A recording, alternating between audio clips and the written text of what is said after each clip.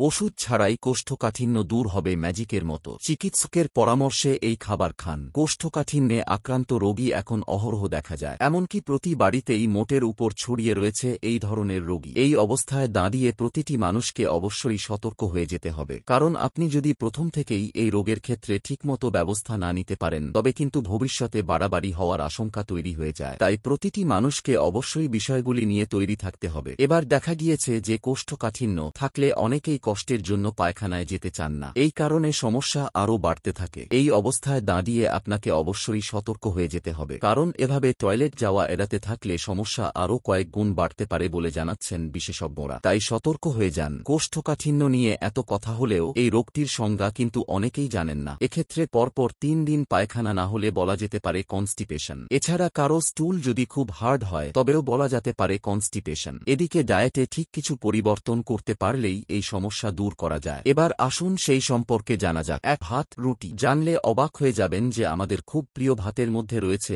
অনেকটা পরিমাণে ফাইবার। এই ফাইবার কিন্তু কনস্টিপেশনের সমস্যা দূর করে দিতে পারে। অপরদিকে রুটিকেও কিন্তু পিছিয়ে রাখা যাবে না, কারণ রুটির মধ্যেও রয়েছে ভালো পরিমাণে ফাইবার। এবার এই ফাইবার মল নরম করতে সাহায্য করে, তাই চিন্তার কোনো কারণ নেই। 2. মরশুমি সবজি। এমনিতে মরশুমি সবজি ভেজিটেবলস মধ্যে অনেকটা পরিমাণে ভিটামিন ও খনিজ রয়েছে। এই ভিটামিন ও খনিজ শরীরকে ভালো রাখতে পারে, তাই ছোটবেলা থেকেই বাচ্চাকে সবজি খাওয়ানো উচিত। তাহলেই সুঅভ্যাস গড়ে উঠবে তার মধ্যে। এছাড়া দেখা গিয়েছে যে মরশুমি সবজি খেতে শুরু করলে পায়খানাও ঠিক হয়, কারণ এক্ষেত্রে এই খাবারে ভালো পরিমাণে ফাইবার থাকে। 3. ফল। ফলের ফ্রুটস কোনো বিকল্প আমাদের হাতে নেই। প্রচুর ভিটামিনে ঠাসা থাকে আমাদের হাতের কাছে থাকা ফলে। এই ফল আপনার শরীরে পৌঁছে দিতে পারে প্রয়োজনীয় পুষ্টি। এছাড়া ফলের মধ্যে ভালো পরিমাণে রয়েছে ফাইবার। এই ফাইবার আবার পেটের জন্য ভালো, তাই কোষ্ঠকাঠিন্য থাকলে ফল খেতে বলছেন ডাক্তার। 4. দই। দই খাওয়া খেতে অনেকেই ভালোবাসেন। আসলে দইয়ের মধ্যে রয়েছে ভালো পরিমাণে ল্যাক্টোব্যাসিলাস।